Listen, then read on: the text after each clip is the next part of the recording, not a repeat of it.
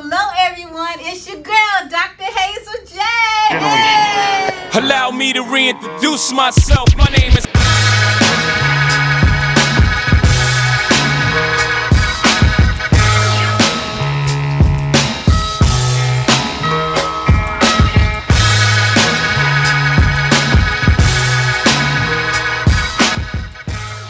All right. Hello, everyone, and welcome to Get Lit with Dr. Hazel J. And we're here today with my special guest, Monika Hiltion. Monika Hilton. I call her Mo. Hey, give it up for Monika. Hey. So, Monika, go ahead and introduce yourself. Tell us about you. Who are you? Well, competing on Cake Wars and Sugar Rush and things like that until I was diagnosed with an autoimmune disease called scleroderma. Scleroderma means the hardening or thickening of the skin. And what it's caused for me is it's tightened my skin, kind of curled my fingers and my arms, and also cause joint stiffness, muscle pain, muscle weakness.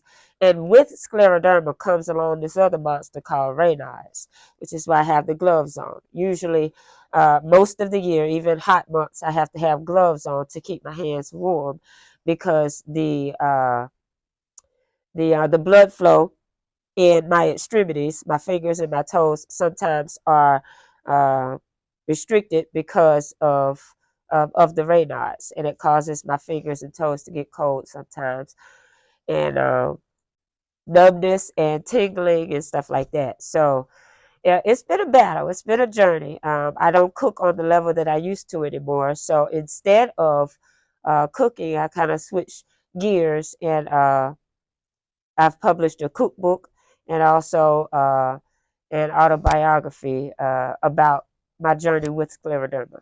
Okay, awesome. We're gonna pause for 1 second though.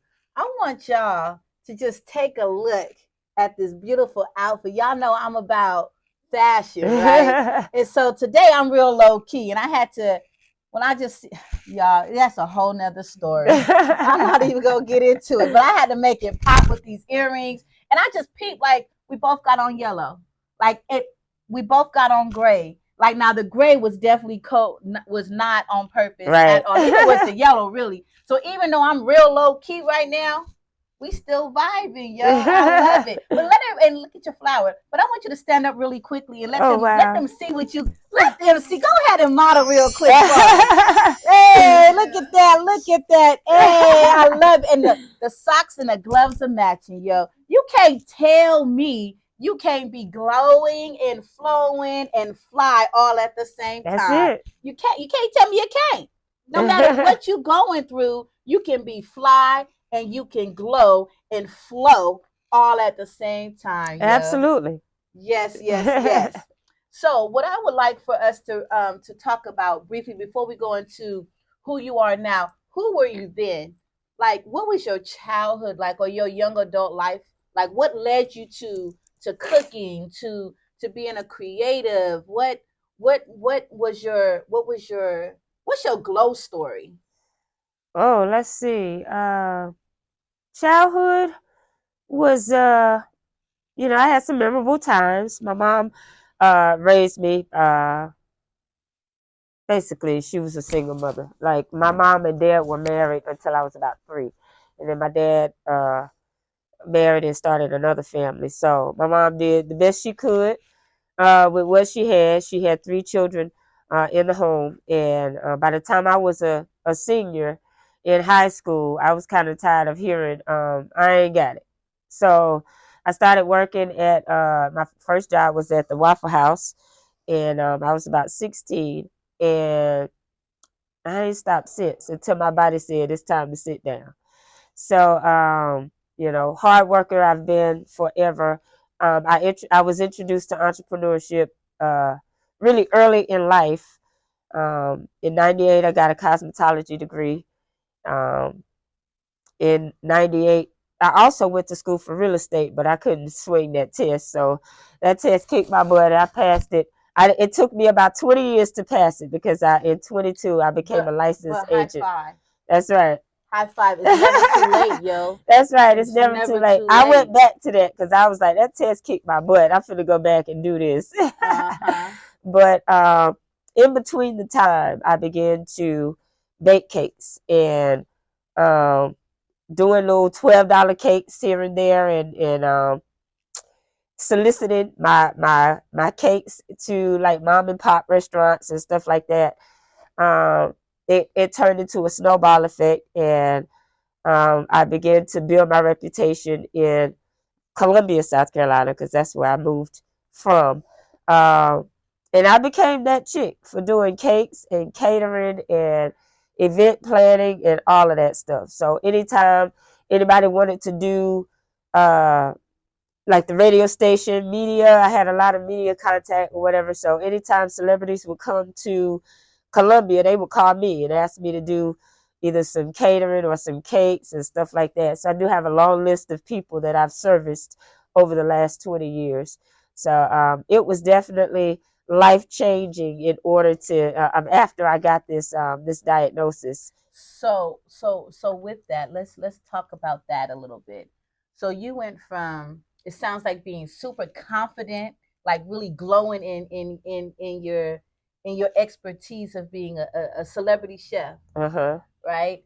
It sounds like you found your niche. I even remember when we first met, was that in 2017, you had like this party at your house, like a private party, I think it was. And I remember you had these big, this is when I used to drink and I got super excited about it. This big old cup, and I think it was like, you remember those cups you had? The big margarita drinks. The big margarita drinks. I was like, that was just so dope. Now, if you're an alcoholic or you like to drink, I don't suggest you get excited about that. Don't do it. But it was real cool, just how you just did it, just your presentation and everything about it.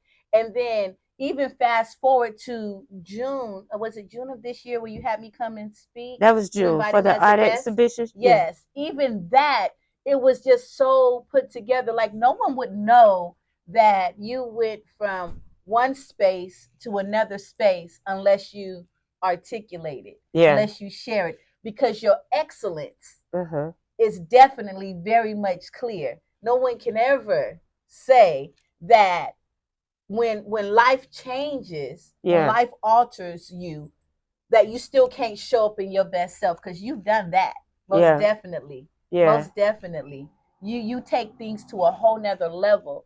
And so what that means a lot to me, because it's a reminder that while things may come on us that we have no control about, right? We can't control everything, right? When we realize we can't control everything, that's when we become powerful, right? You're really powerless when you think you can control everything. Absolutely. You're really powerless, honestly. So you became this powerful woman when you just said, you know what, it's okay. It's okay that the way it was when I was growing up, it's okay now. It's okay. You released, became powerful, and executed this in excellence. Right. In excellence. That's beautiful. Yeah. That's profound, because a lot of times people, and I've been guilty of it too, will use their challenge, their diagnosis, their trauma, their hurt as an excuse to give up or not show up in their best self, right? I even yesterday I spoke at this women's at this church for this women's event, and I shared that when I had my stroke, I used the stroke. And you guys, if this relates to you, go ahead and send a heart or something, right? I didn't grow up getting the type of attention that I wanted. I didn't feel seen. I didn't feel heard. I didn't feel loved, right? I was often most of my life overlooked, right? And so when I had the stroke, I figured out, because I am smart too, I figured out how to use that as my space to be able to be seen, to be heard. my inner self, that childlike person who was yearning for that, took that, leveraged it, and said, okay, I'm going to do this. So I allowed my stroke to, yes, it prevailed me up. It took me to another level, yes. But in some instances, I used it as my way of feeling safe. Like, what I'm saying is that I used it as a way to allow my fear to be justified, to be. Yeah, you were vulnerable. Yes. You were vulnerable, and oftentimes that's how people that go through health complications or whatever become trapped, and they stay there. Exactly. And if you don't get out of that dark place, then you become what the disease says you're supposed to be. Exactly. I love that. That's the point. Oftentimes we will do that and don't even know that we're doing it.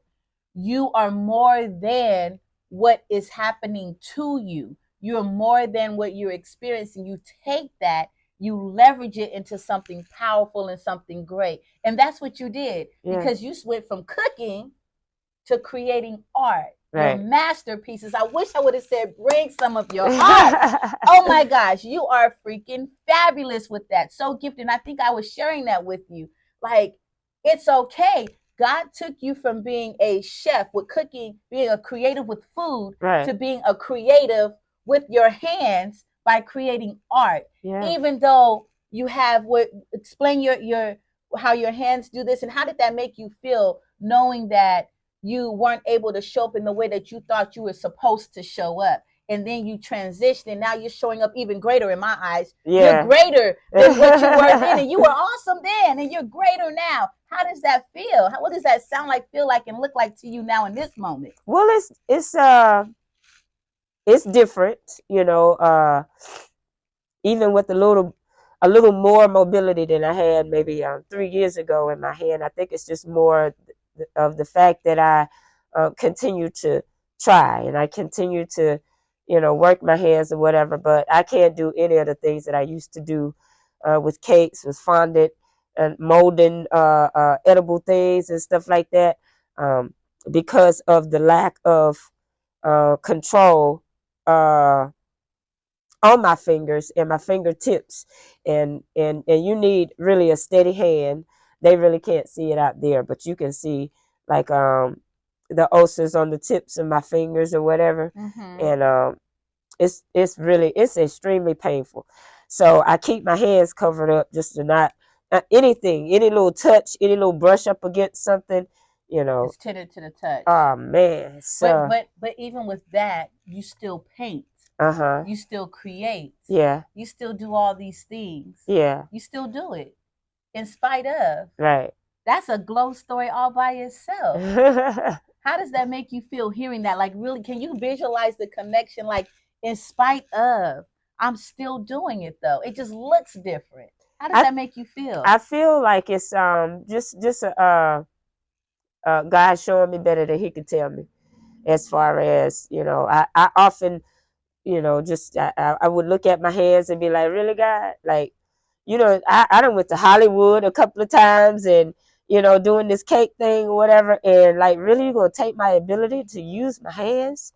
And one day I accepted that I was able to put down the my spatula and pick up a paintbrush, and I started just painting. And the first thing I did was the largest thing I've done to this point, and it was a mural of like a ocean and sunset on my stairway. Like, it's huge, and it's beautiful. I don't even, I always start to say, I don't even know where that came from, but I do know where that came from. And that was God showing me that, we started here, but, I'm going to take you here. So, work with it. And I enjoy painting.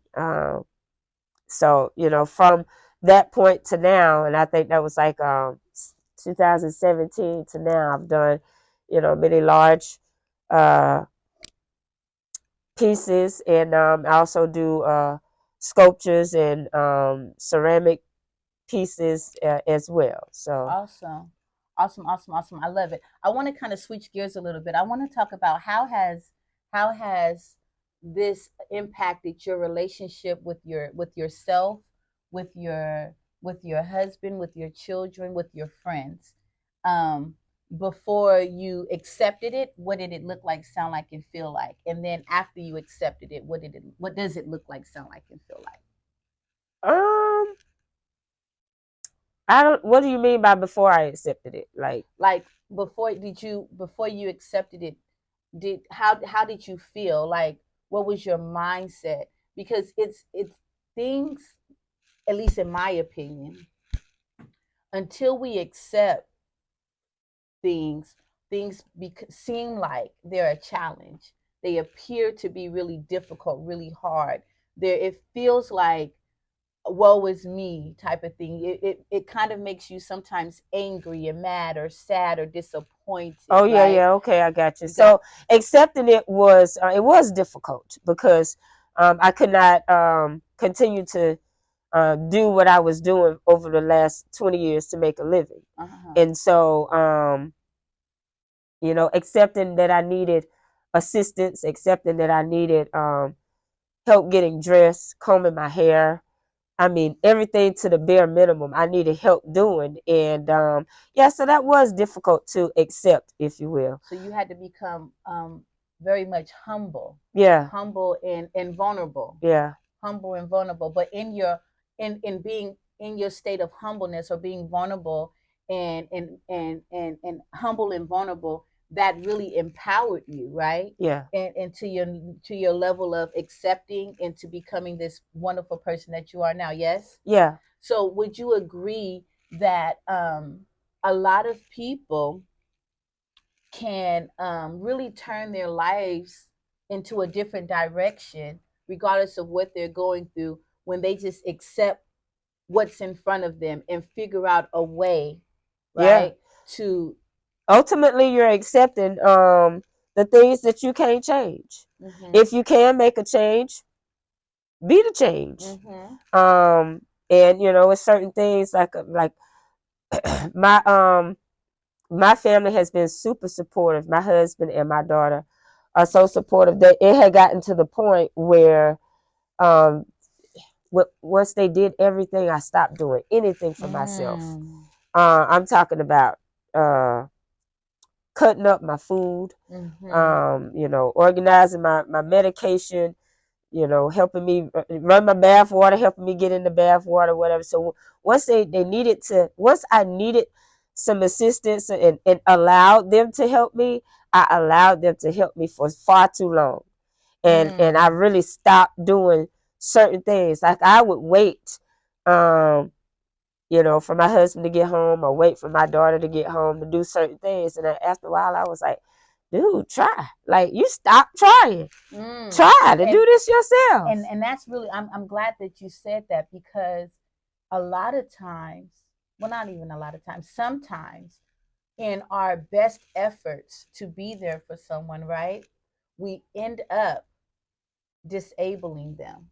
Right? That's right. We end up disabling That's exactly them. what happened. We end up making them so dependent on us that they don't believe that they can actually do it themselves anymore. That's right. And sometimes it can be because they've bust their tail for their entire life, and it's like, I don't have to do anything. Yeah, right? Yeah. It can be that too. Like, man, finally. And that's kind of like what it was for me to some degree. Like, finally, I don't have to show up and be this strong, powerful, courageous, but got it all together I didn't like person. it there. I don't like being like I didn't that like all it the there. time. I kind of felt like Fred on that episode where he fell and Lamont was catering to him. But he except for the son. Except for the son. And Lamont was catering to him, but he just wanted to feel, to be helpless or whatever, so somebody would wait on him. No, I didn't want to be Fred no more. So you didn't want to be Fred anymore. I didn't like that. That's good. I didn't like it there. Who's tired of being Fred? I'm telling you. And what that really means, y'all, is boundaries. Like, boundaries with yourself, saying, okay, I can do this, but I can't do this, or I choose not to do this. I can show up this way, and I choose not to show up this way. And it's okay. We don't always, it's in our strength. It's okay not to do everything. Yeah. Right?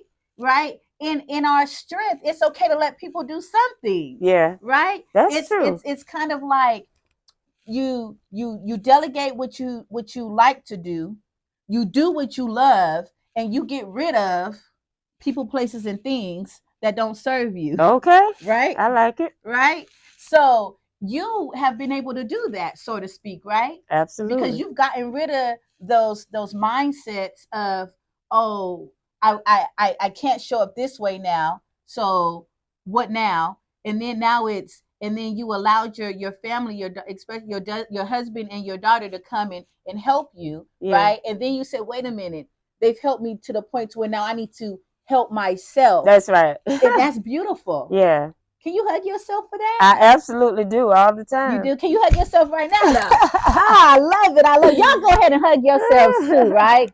Hug yourself too. So, really quickly, what is what have you learned from this experience? And then after you share what you've learned from your experience, then go ahead and tell us where we can find you, where the people can find you. Well, what I've learned from the experience is that quitting is not an option. No matter what it is that you are going through, you got to keep going. If something is taken away, you have to retrain yourself. I've had to retrain myself how to put my clothes. I put on everything. I put all these pieces on today by myself. Hey, and you look fabulous, glowing, baby. So, you know, again, people might find that, you know, not so, what's the big deal or whatever, but when you can't reach your arms up, you know, past your head, and, you know, to comb your hair and all that stuff, like, you know, life became difficult. For a while, life became difficult because all of my joints are stiff, and so everything that bends in my body, even my doggone jawbone, it's like, you know, I have issues with those joints or whatever. So I talk about a lot of this in my book titled I Decided. And I Decided really details what scleroderma is and the journey that I faced from early childhood to the present day. So you can grab I Decided from my website. My website is www.themoexperience.org. You can also go to Medu Bookstore in Greenbrier Mall and pick up a copy. I would really like it if y'all go to Greenbrier Mall, because that is contingent upon whether she will do my a book signing, a live book signing there at the bookstore. So either one, and also you can go on my website and get the Mo Experience cookbook and autobiography. Awesome. Awesome, awesome, awesome, awesome, awesome. So, I appreciate you so much. And I would love for you to come back on again. Okay. Would you be interested in that? Absolutely. Awesome, awesome, awesome. So, you guys, again, I am Dr. Hazel J. Thank you so much for tuning in. And you can find me at, oh my goodness, my website is hazelj.com, where I know that, and it's my name. You can also find me at on Instagram at iGlow Consulting. But now my other page, please go to that page and follow me, Dr. Hazel J, DrHazelJay. That's the page I really need y'all to go follow, right? You can find me on Facebook under iGlow Consulting, IGLOW Consulting. Or you can go to my other page that I really would like for you to follow, Get Lit with Dr. Hazel J. And if you would like to be a special guest, you're more than welcome to be my special guest too, and come share your glow up story, baby. And I'm also here in the beautiful city of Riverdale. And you can find me at 6417 Highway 85. If you just want to come by and do a workshop, I am a hypnotherapist, a grief therapist. I do a lot of hands-on work, creative expression, just a lot of different things. So if you're in a space where you just want some extra support, you want to share your story, or you need some therapy, or you want to do some type of family bonding activity, come check us out. Come check me out in the city of Riverdale. And again, you can find me on all social media platforms under iGlow Consulting. Oh, and lastly, you can also send me an email. Send me an email, share your story, ask me some questions if you want to. You're more than welcome to do all of that. And the email is bookiglowconsulting@gmail.com. or Dr. Hazel J. Dr. Hazel J. creative healing therapy.com. I think that's it. For right now, scratch all that. Listen, my memory, so I have aphasia now from this stroke, right? I'm gonna go ahead and blame it on aphasia. I'm gonna say it's aphasia's fault. So just go ahead and go to bookiglowconsulting.com. That's where you can find me at, y'all. Okay, send me an email there. And again, this is your girl, Dr. Hazel J. Get lit with Dr. Hazel J. Show, and I'm with my girl, Monika Hilton. Monika Hilton. It was a pleasure. Thank you for to having have me. y'all. Thank you so very much.